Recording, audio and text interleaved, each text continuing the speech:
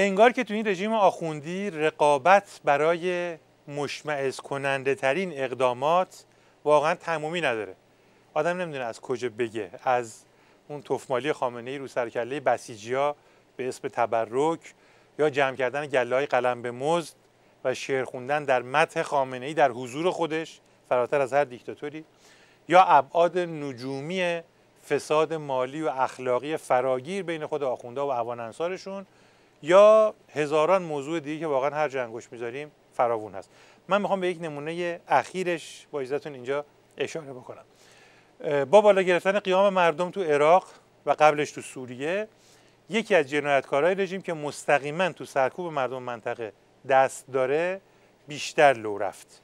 آدمکش لات و لومپنی به نام قاسم سلیمانی که رژیم حولش آنچنان تبلیغات و دود و دم را مینداخت که انگار مثلا مارشال رومل دومه یا مارشال رومل قاسم سلیمانی دوم بوده.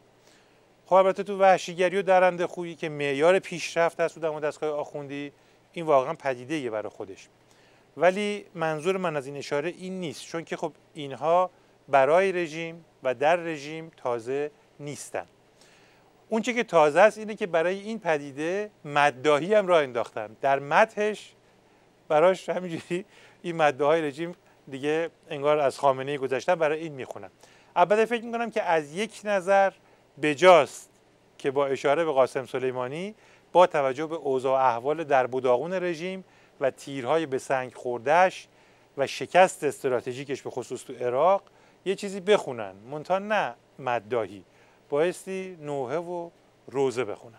ما راز سر بریده میترسانی، ما راز سر بریده میترسانی، که نوبت جنگ میرسه بر ما هم با بودن قاسم سلیمانی. خاک اسرائیل و به توبره کشیده حاجیمون،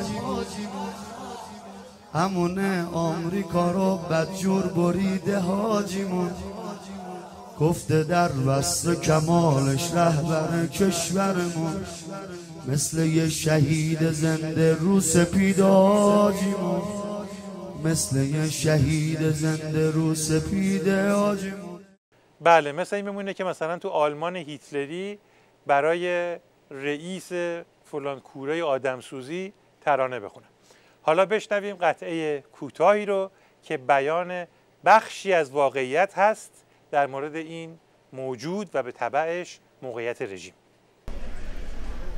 ای لشخور شوت کل سیمانی، ای کرم درون سیب لبنانی، در منطقه فاضلات حالبری با بودن قاسم سلیمانی، با بودن قاسم سلیمانی، خاور میونه را به گند کشیده حاجیمون، ولی حالا دیگه فرمونش بریده حاجیمون، گفته در وصف کمالش عظمای اندنگ ما، شده عین هوی شلغم لهید حاجیمون، شده عین هوی شلغم لهید حاجیمون.